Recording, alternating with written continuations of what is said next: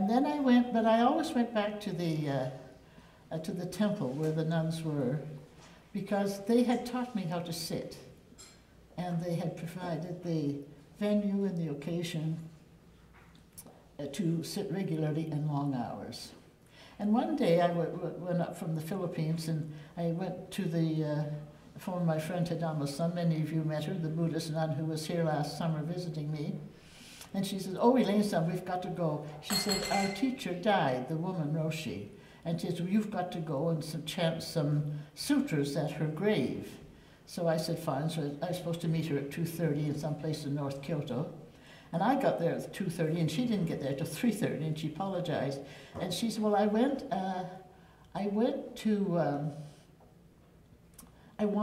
to get a little memorial from the possessions of the Fukugai Roshi, the Roshi that had taught us, the nun Roshi." And she said, "I went to her sisters where they were, and we opened the box, and there on the top was her kotsu."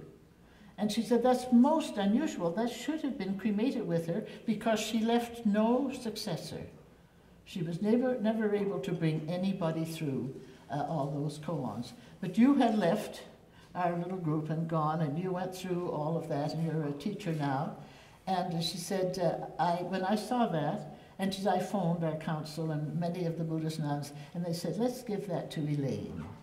It's in the hands of a woman and a qualified teacher from the Buddhist and the Japanese point of view." So, of course, I took a deep breath. There were two, probably for a couple of thousand years, there were two main groups of sitters, and they were well known in Japan, still are, the Rinzai and Soto sect. And the Rinzai are really considered to be better equipped to teach fully because they work so much with koans and anything. That's technical. But anyway, this woman was appointed at the head to look after the nuns. And in her lifetime, which was 25 years in that their mother house where I was, nobody had succeeded her. So she left this with me, and this too I want to pass on to a woman. It's historic, you know.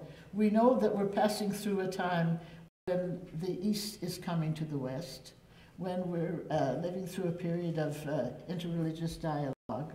And in prayer, of course, there is complete cooperation in between all the sisters there. And someday, perhaps not too far in the future, and it was Yamada Roshi himself said to me, he said, "I'd never be surprised to see Filipino teachers coming up and teaching the Japanese Zen in about 50 years' time, because there are so few Japanese, especially Japanese women, going into this." So as I say, I don't know where this is going to end, but I'm going to leave it in very, very, very capable hands, and that is Nenates Pineda, who is taking it.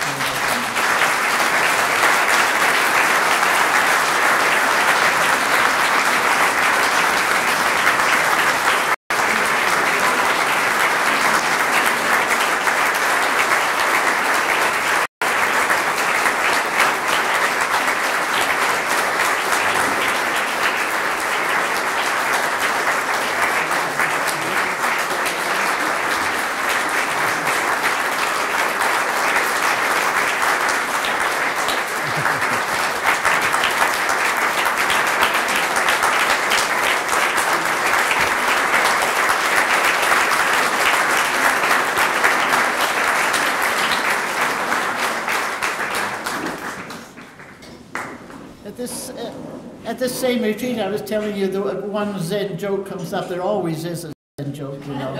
And this was about